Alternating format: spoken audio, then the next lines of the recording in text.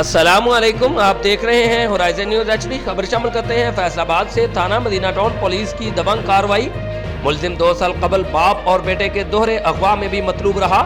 ملزم قتل، اقدام قتل، اغوا برائے تاوان، ڈکیتی سمیت متعدد کیسز میں مطلوب تھا۔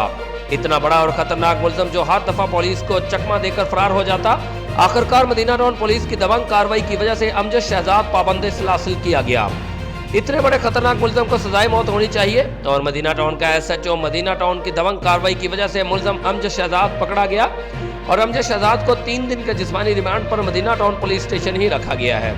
نسرین کوثر زوجہ ریاض کی حکام بالا وزیر اعظم پاکستان عمران خان سے، وزیر اعلیٰ پنجاب سے اور آئی جی پنجاب سے، آر پی او فیصل آباد سے، سی پی او فیصل آباد سے اپیل ہے کہ ایسے خطرناک گنڈے بدماش کو سخت سے سخت سزا دی جائے اور اس کو کیفر کردار تک پہنچا جائے تاکہ عوام کو ریلیف فراہم ہو سکے۔